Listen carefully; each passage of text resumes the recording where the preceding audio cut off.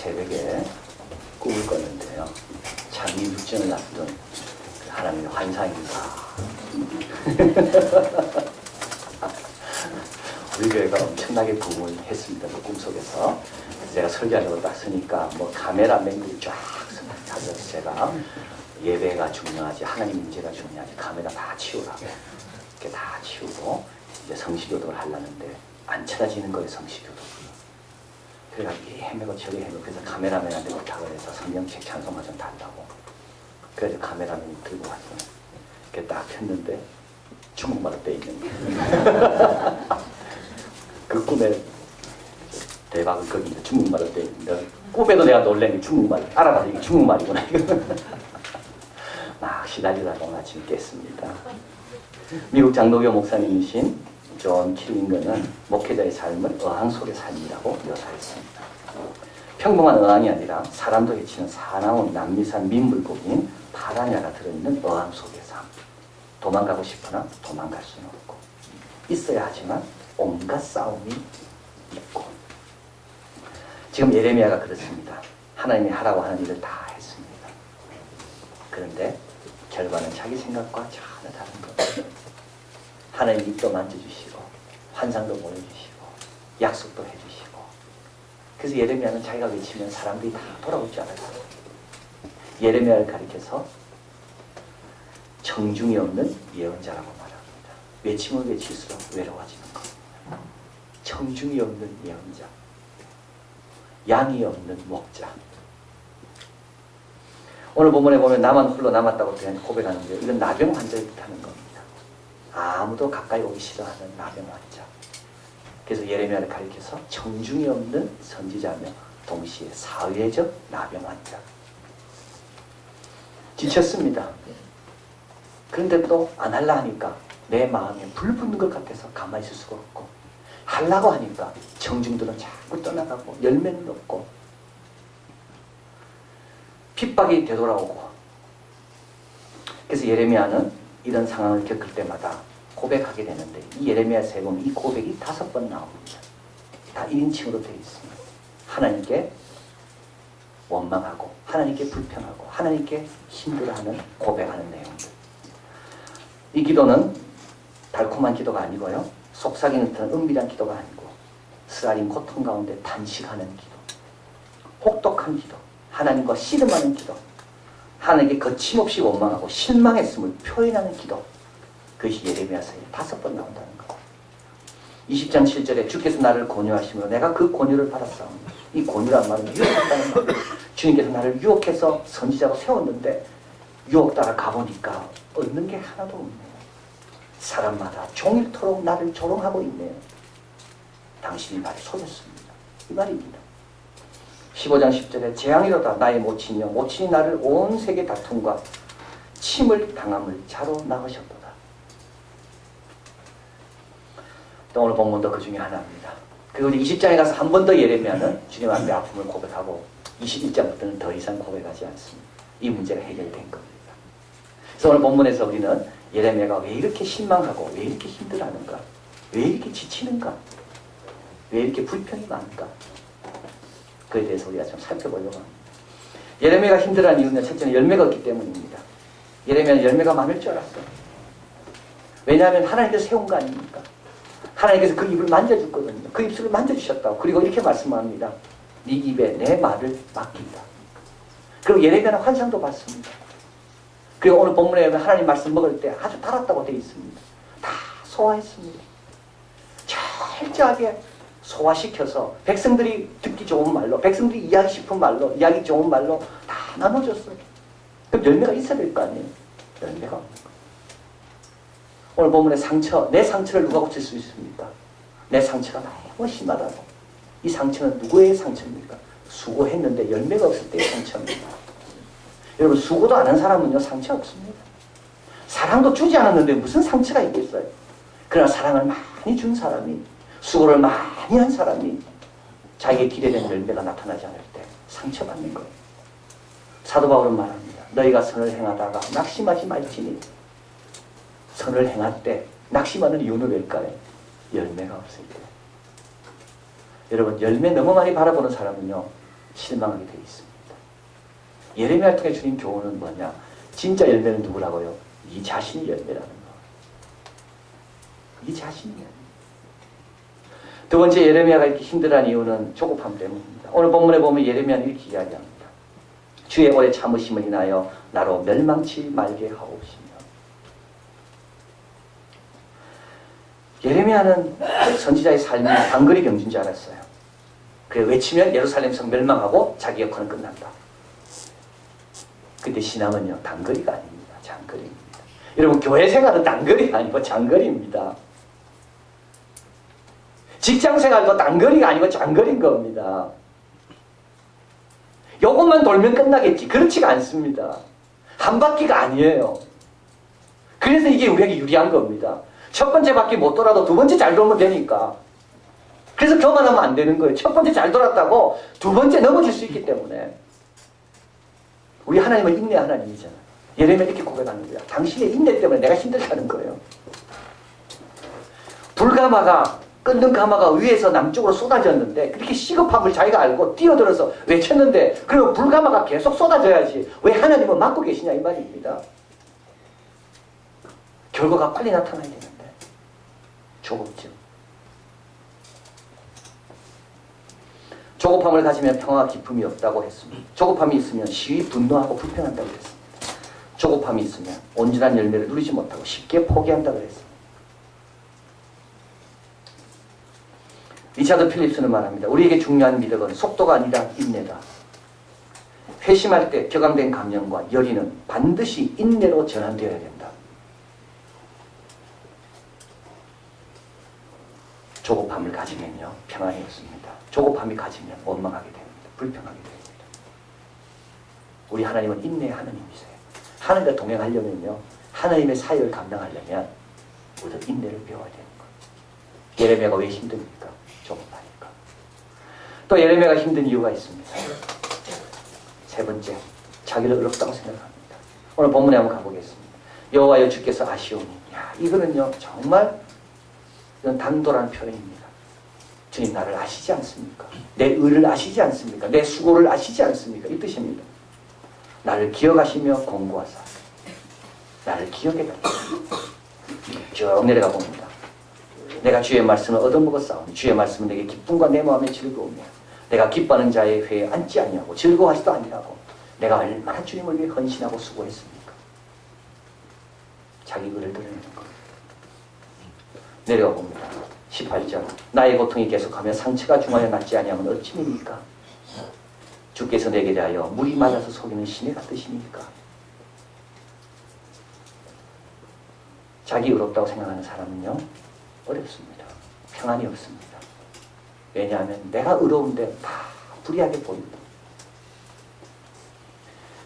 예레미야는 고백은 이런 겁니다. 하나님 내가 이렇게 잘했으면 나에게 잘 대접해주고 저렇게 불의한 사람에게는 벌을 하셔야 되는데 하나님 불공평하시네 이 뜻입니다. 나는 내 할 일 다 했는데 왜 하나님 일 안 하십니까? 이 뜻입니다. 하나님 전하라는 건 나는 다 했습니다. 하나님 외롭게 혼자 앉아, 나 혼자 나병 환자처럼 나 홀로 앉았습니다. 그럼 하나님도 하나님 일 하셔야죠. 이 말입니다. 근데 하나님은 안 하시네요. 하나님은 속이시는 시내와 같네요. 겉으로 보기에는 시내물이 있는 줄 알았는데 가보니까 비어있는 시내. 오늘 불렀던 찬양 그대로입니다. 천국은 누구의 것이라고요? 심령이 가난한 자의 것입니다. 내가 의롭다고 생각하는 사람은 두 대적을 만납니다. 예레미야는 지금 두 대적을 만나요. 첫 번째는 백성들만 대적이었어요. 죄를 지적하니까 백성이 예레미야를 대적하는 거예요. 근데 이제는요 하나님도 예레미야의 대적인 겁니다. 자기가 하나님보다 의롭다 하니까.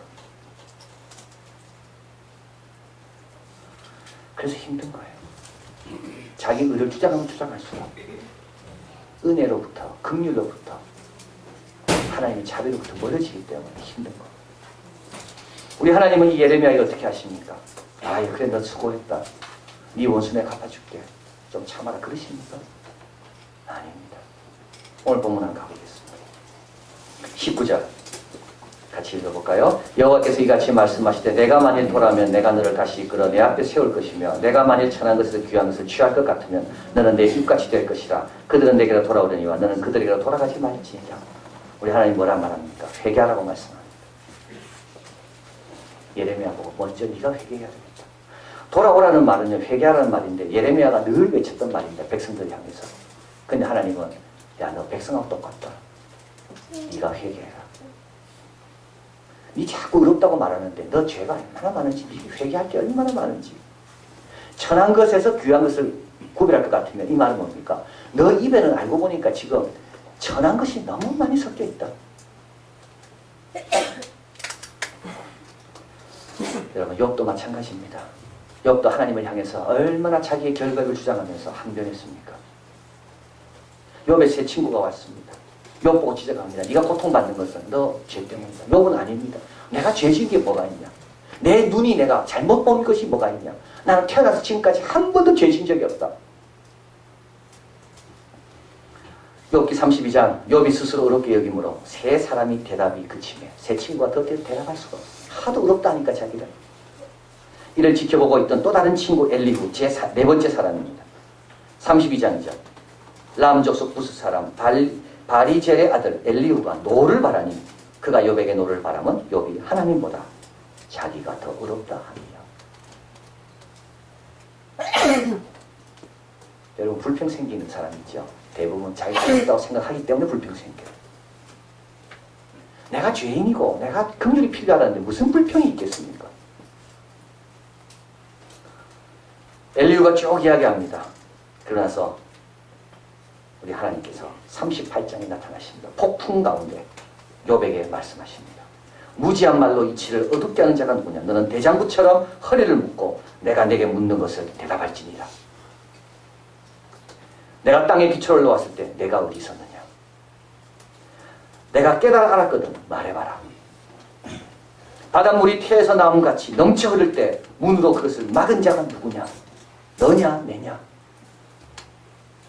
39장 넘어옵니다. 산염소가 새끼 치는 때를 아느냐? 암사슴이 새끼 낳은 기한을 내가 알 수 있느냐? 네가 자연의 그것도 모르면서 도덕적 질서 가지고 네가 이야기해. 40장.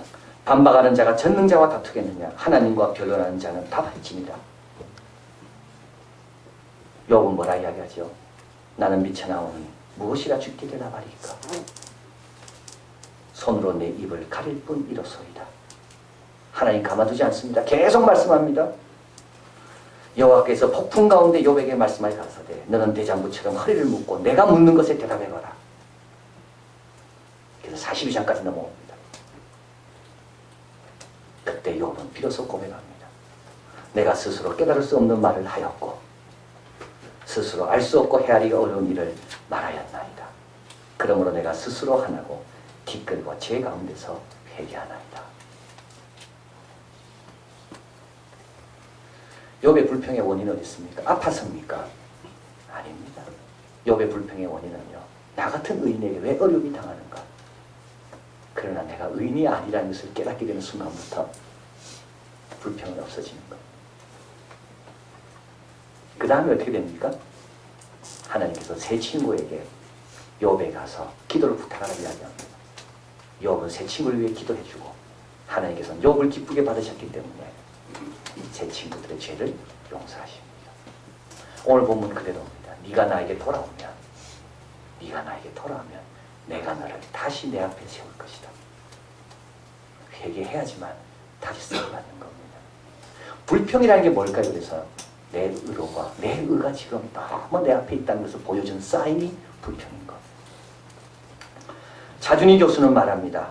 소명이 꺼지지 않도록 계속 불타오르려면 자기 반성과 회개라는 땔감이 필요하다. 소명이 계속 불타오르려면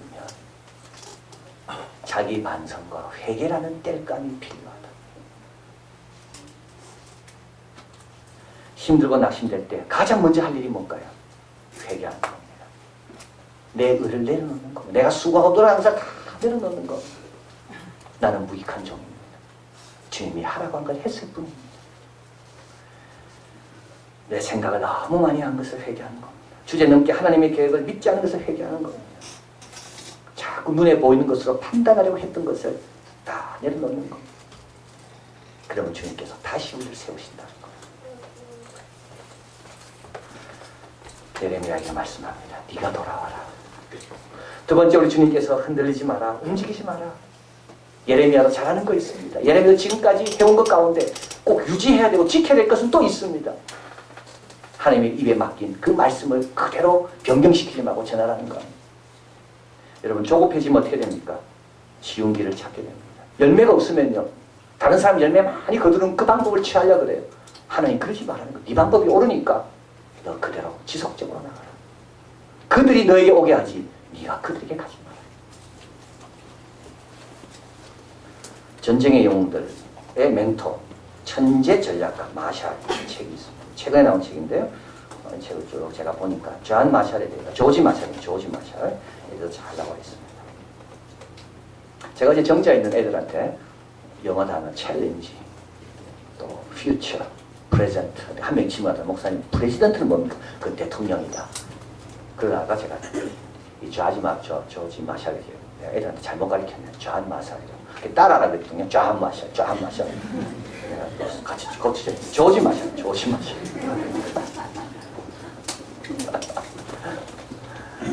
마샬에 대한 책을 읽었습니다.